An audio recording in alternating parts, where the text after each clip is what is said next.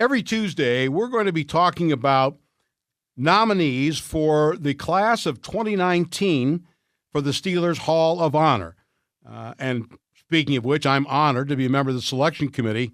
And we'll have three names to toss around. I'd like to get your thoughts on them. Today, we're going to be discussing Troy Polamalu and Hines Ward. By the way, in conjunction with the program, what we're also going to be doing, on Wednesdays, we'll be talking to one of the great Steelers from the past, either a member of the Pro Football Hall of Fame or the Steelers Hall of Honor. And I'm really proud to say that our guest tomorrow, our initial guest in this series for about 2 months' worth, will be Donnie Shell.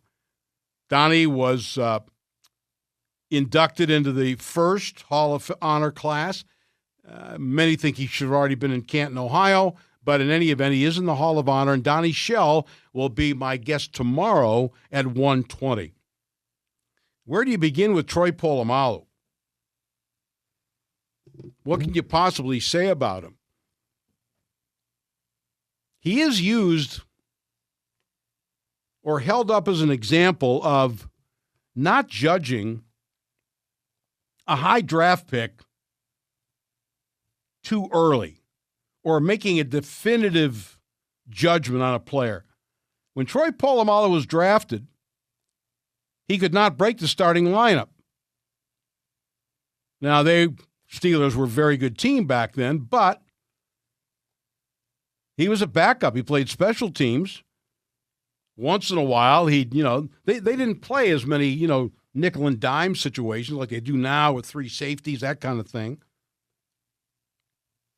But a lot of people thought that he was a big bust out. Remember, the Steelers traded up, and they went a big distance. They were 27th in the draft, and Kevin Colbert and Bill Cowher loved Polamalu so much that they were able to move up 11 spots to get him with Kansas City. Kansas City dropped back to 27th and ended up taking running back Larry Johnson out of Penn State, who was very good for a while and then kind of had issues and burned out. But Polamalu, Steelers loved him, but he didn't start. He hardly played.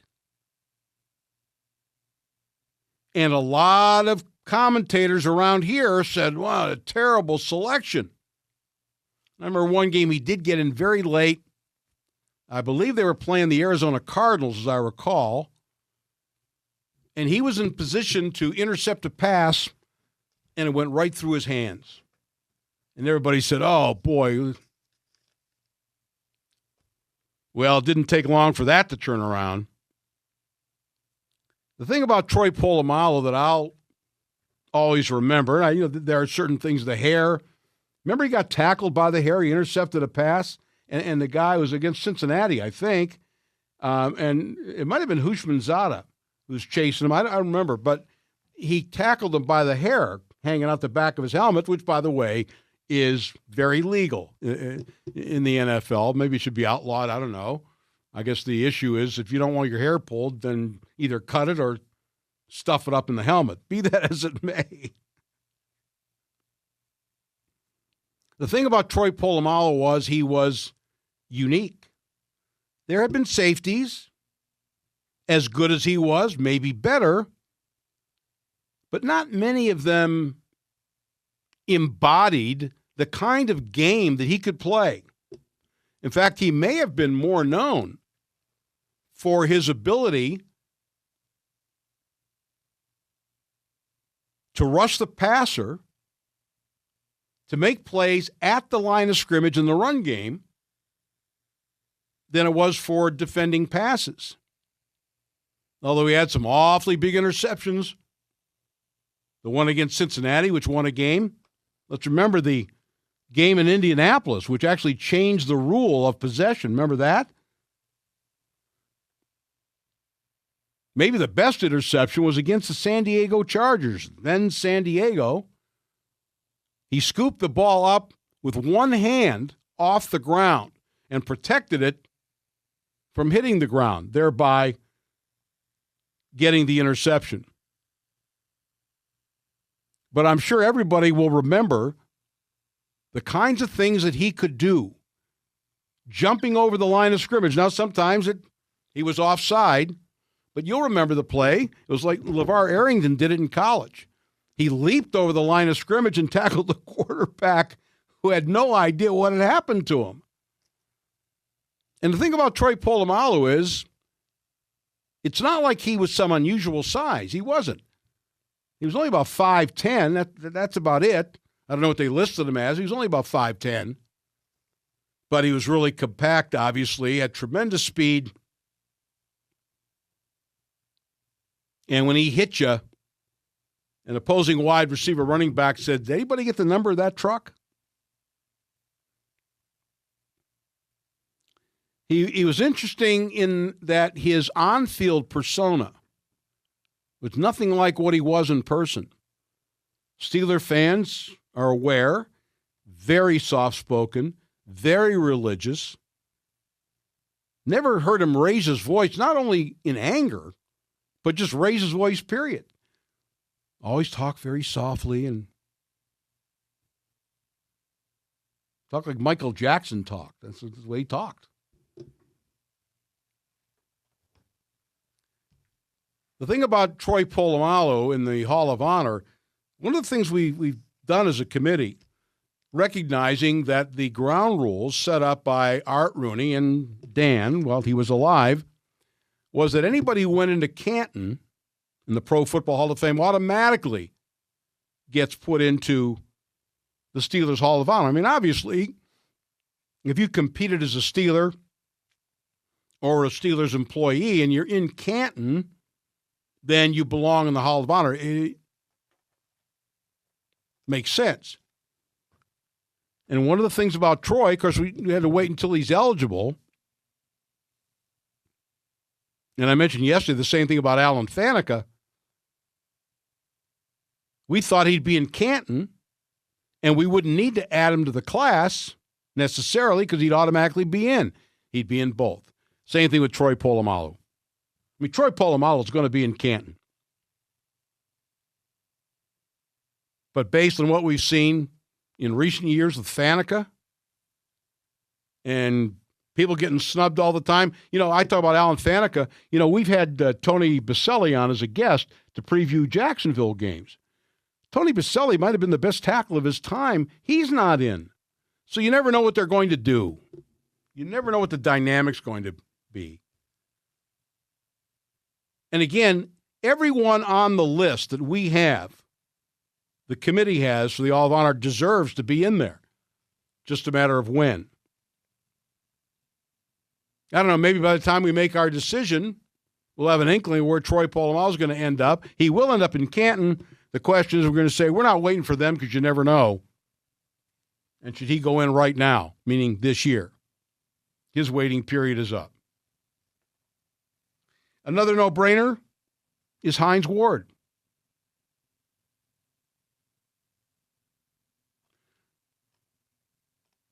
Now, the narrative has changed. For the longest time, it was held that Swan and Stallworth were the best two Steeler receivers of all time.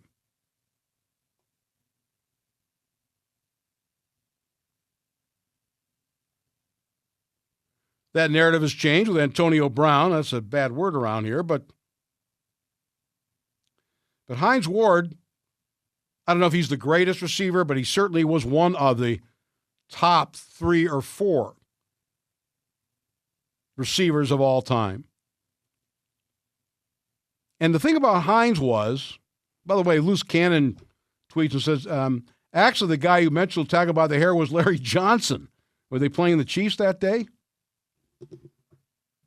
But you remember him running down the sideline and got yanked down. No penalty. Shouldn't have been. It's legal. The thing that struck me always about Hines Ward is that he didn't have the speed of some great receivers. He didn't have the height. He's maybe 6 feet.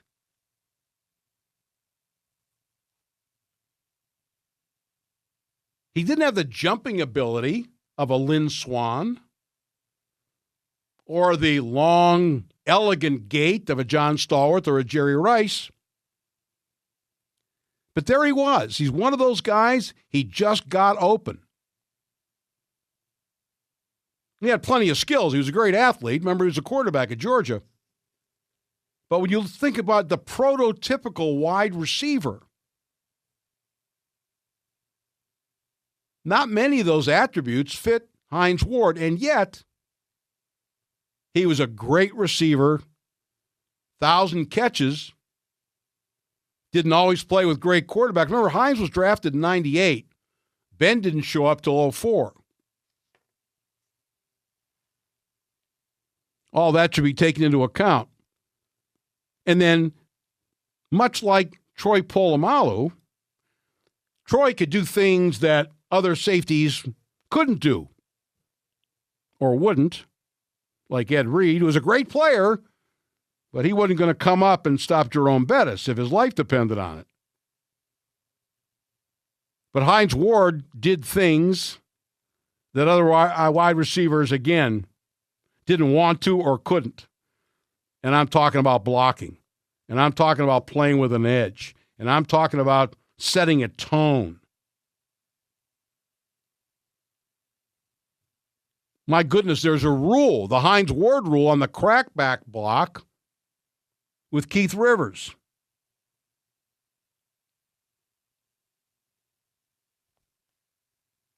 There's something to be said about being tough. I think if you play pro football, you're pretty tough. But Hines Ward played it on the edge. I think part of his success was that you better have your head on a swivel because 86 might be coming at you.